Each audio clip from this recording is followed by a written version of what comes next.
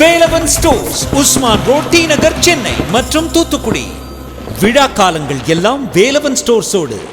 இப்படி உயர்கல்விக்கான அனைத்து உட்கட்டமைப்புகளை உருவாக்கியதன் விளைவாகத்தான் பாலிடெக்னிக் மாணவர் சேர்க்கையில் இந்தியாவிலேயே தமிழ்நாடு முதலிடம், பிஹெச்டி மாணவர் சேர்க்கையில் இந்தியாவிலேயே தமிழ்நாடு முதலிடம்.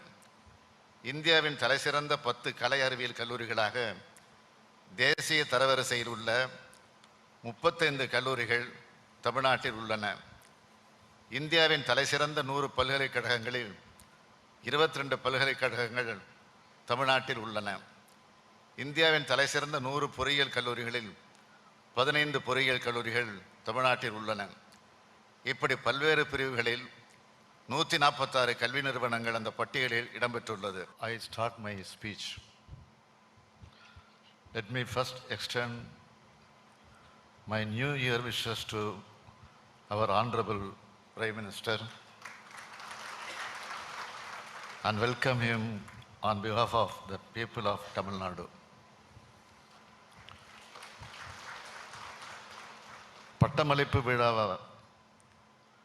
நிகழ்ச்சிக்கு முதன்மை விருந்தினராக வருகை தந்து சிறப்பித்திருக்கக்கூடிய மாண்புமிகு பாரத பிரதமர் திரு நரேந்திர மோடி அவர்களே, மாண்புமிகு தமிழ்நாடு ஆளுநர் திரு ஆர்.என். ரவி அவர்களே, மாண்புமிகு அமைச்சர் பெருமக்களே, நாடாளுமன்ற சட்டமன்ற உறுப்பினர்களே, மேயர் உள்ளிட்ட உள்ளாட்சி பிரதிநிதிகளே, மாவட்ட ஆட்சியர் உள்ளிட்ட அரசு உயர் அலுவலர்களே, துணைவேந்தர் பேராசிரியர் செல்வம் அவர்களே, பேராசிரியர் பெருமக்களே, என் அன்பிற்கினிய மாணவ கண்மணிகளே, பத்திரிகை மற்றும் ஊடகத்துறையை சார்ந்திருக்கக்கூடிய நண்பர்களே, அனைவருக்கும் இனிய புத்தாண்டு வாழ்த்துக்கள். காலை வணக்கம். எங்கள் வாழ்வும் எங்கள் வளமும் மங்காத தமிழென்று சங்கே முழங்கு என்று திராவிட கொள்கையை தமிழ்நிலத்தில் முழங்கிய புரட்சி கவிஞர் பாரதிதாசன் பெயரால் அமைந்துள்ள பல்கலைக்கழகத்தில் பட்டமளிப்பு விழாவில் கலந்து கொள்வதில் மகிழ்ச்சி அடைகிறேன். மாண்புமிகு இந்திய பிரதமர் அவர்கள் இந்த பட்டமளிப்பு விழாவில் கலந்து கொண்டு சிறப்பித்தமைக்காக எனது மனமார்ந்த நன்றியை தெரிவித்துக் கொள்கிறேன். இந்தியாவிலேயே உயர்கல்வியில் சிறந்து விளங்கும் மாநிலம் தமிழ்நாடு. கல்வியில் சிறந்த என்ற எந்த பட்டியல் எடுத்தாலும் அதில் தமிழ்நாட்டு கல்வி நிறுவனங்கள் தான் அதிகமாக இடம்பெற்றிருக்கும். 100 ஆண்டுகளுக்கு முன்னாடி நீதி கட்சி ஆட்சி காலத்தில் கல்விக்காக போடப்பட்ட விதை தான் இன்னைக்கு வளர்ந்து கல்வியை சிறந்த மாநிலமாக நாம் உயர்ந்து நிற்கிறோம்.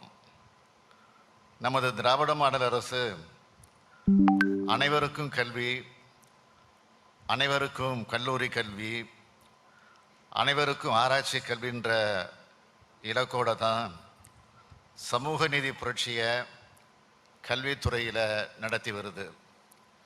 இன்னார் தான் படிக்கணும்னு இருந்த நிலையை மாற்றி அனைவருக்கும் அனைத்து விதமான வாய்ப்புகளையும் உருவாக்கி தரோம். தமிழ்நாட்டு மாணவர்களை படிப்பிலும் வாழ்க்கையிலும் வெற்றிகளாக்க நான் முதல்வன் திட்டம் உருவாக்கப்பட்டு உள்ளது. உயர்கல்வி மாணவர்களின் சிந்தனைகளுக்கு ஊக்கமளிக்கும் வகையில் சிஎம் ரிசர்ச் கிராண்ட் ஸ்கீம், உயர்கல்வி மாணவர்களின் சிந்தனைகளுக்கு ஊக்கமளிக்கும் வகையில் சிஎம் ஃபெலோஷிப் ப்ரோக்ராம் ஆகிய திட்டங்கள் செயல்படுத்தப்படுகிறது.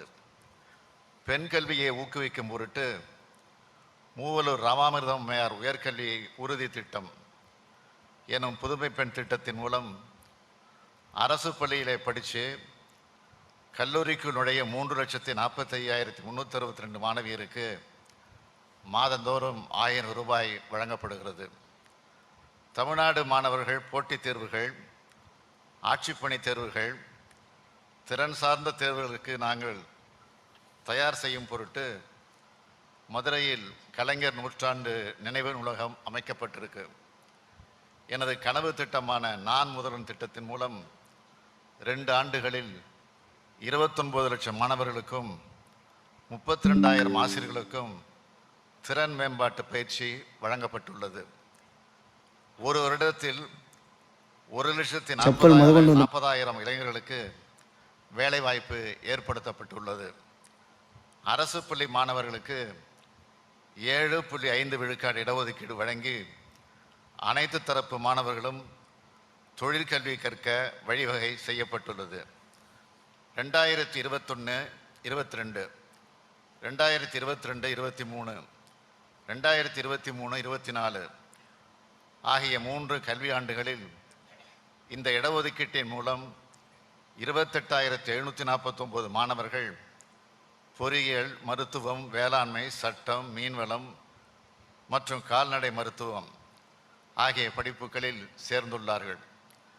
இவர்களில் கல்வி கட்டணம், விடுதி கட்டணம், பேருந்து கட்டணம் அனைத்தையும் தமிழ்நாடு அரசு ஏற்றுக்கொண்டு 482 கோடி ரூபாய் செலவிடுகிறது. இது எல்லாமே தமிழ்நாட்டின் மாணவ சக்தியை அடுத்த கட்டத்துக்கு வளர்த்தெடுக்கிற முயற்சிகள். இன்றைக்கு பாரதிதாசன் பல்கலைக்கழகம் உலக பல்கலைக்கழகங்கள் தரவரிசை பட்டியலிலும் தேசிய தரவரிசை பட்டியலிலும் இடம்பெற்றுள்ளது. அப்படிப்பட்ட சிறப்புமிக்க இந்த பல்கலைக்கழகத்தில் அமைந்துள்ள புரட்சி கவிஞர் பாரதிதாசன் சிலை, பொறியியல் மற்றும் தொழில்நுட்ப துறைகள், தமிழ் மையம் ஆகிய அனைத்தையும் தொடங்கினது நம்மோட திராவிட மாடல் அரசுதான்றதை பெருமையோடு குறிப்பிட்டு காட்ட விரும்புகிறேன். இப்படி உயர்கல்விக்கான அனைத்து உட்கட்டமைப்புகளை உருவாக்கியதன் விளைவாகத்தான் பாலிடெக்னிக் மாணவர் சேர்க்கையில் இந்தியாவிலேயே தமிழ்நாடு முதலிடம், PhD மாணவர் சேர்க்கையில் இந்தியாவிலேயே தமிழ்நாடு முதலிடம். இந்தியாவின் தலைசிறந்த 10 கலை அறிவியல் கல்லூரிகளாக தேசிய தரவரிசையில் உள்ள 35 கல்லூரிகள் தமிழ்நாட்டில் உள்ளன. இந்தியாவின் தலைசிறந்த 100 பல்கலைக்கழகங்களில் 22 பல்கலைக்கழகங்கள் தமிழ்நாட்டில் உள்ளன. இந்தியாவின் தலைசிறந்த 100 பொறியியல் கல்லூரிகளில் 15 பொறியியல் கல்லூரிகள் தமிழ்நாட்டில் உள்ளன. இப்படி பல்வேறு பிரிவுகளில் 146 கல்வி நிறுவனங்கள் அந்த பட்டியலில் இடம்பெற்றுள்ளது. 2022 மற்றும் 2023 ஆண்டுகளில் தமிழ்நாடு தேசிய தரவரிசை பட்டியலில் முதலிடம் பெற்றுள்ளது.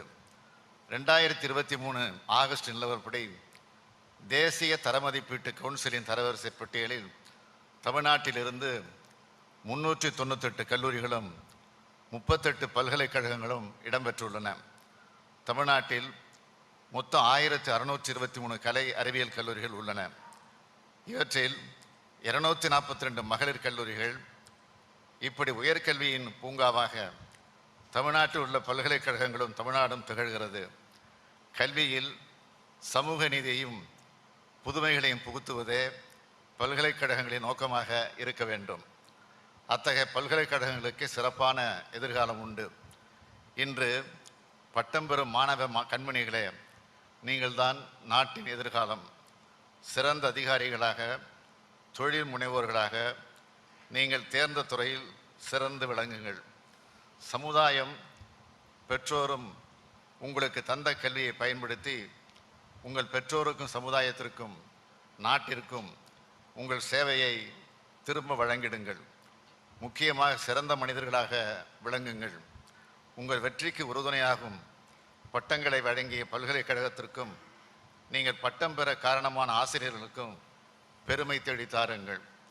இந்தியாவிற்கும் தமிழ்நாட்டிற்கும் புகழ் சேருங்கள். இதுதான் உங்கள் முதலமைச்சராகவும் தந்தையின் உணர்வோடு நான் வைக்கும் வேண்டுகோள் என்று கூறி என் உரையை நிறைவு செய்கிறேன். நன்றி, வணக்கம்.